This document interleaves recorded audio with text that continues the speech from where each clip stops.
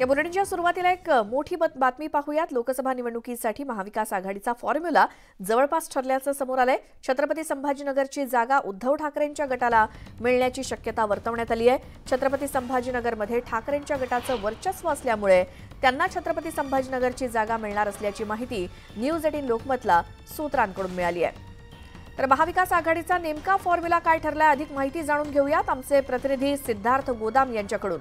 सिद्धार्थ, महाविकास आघाडीच्या काही मोजक्या जागांवर निर्णय झाल्याची माहिती सूत्रांनी दिलेली आहे। त्यात संभाजीनगर लोकसभा मतदारसंघात ती जागा उद्धव ठाकरेंना सुटेल अशा पद्धतीची सूत्रांनी माहिती दिलेली। कारण माहिती आहे की जी जुनी शिवसेना उद्धव ठाकरे गटाची होती ती गेल्या अनेक वर्षांपासून अनेक टर्मपासून ती त्यांचा बालेकिल्ला किंवा गड म्हणून ओळखली जात होती। त्या दृष्टिकोनातून दुसरे महाविकास आघाडीचे पार्टनर जे काँग्रेस आणि राष्ट्रवादी त्यांची फार काही ताकद त्या ठिकाणी नाही। त्यामुळे उद्धव ठाकरे यांच्या गटाला ही जागा सुटेल जवळपास निश्चित झाल्याची माहिती आहे। आणि महाविकास आघाडीतून लोकसभेची जागा शिवसेना उद्धव ठाकरे गटाला सुटत असली तरी मात्र शिवसेना गट जो आहे उद्धव ठाकरे गट तो कुणाला जागा देतोय हा मोठा तिढा निर्माण होऊ शकतो। कारण जे जुने खासदार ज्येष्ठ नेते आहेत चंद्रकांत खैरे हे सुद्धा उत्सुक आहेत त्या ठिकाणी आणि दुसऱ्या विरोधी पक्षनेते अंबादास दानवे हे सुद्धा त्या ठिकाणी चाचपणी करतात। गेल्या अनेक दिवसांपासून दोघांचं समांतर काम सुरू आहे।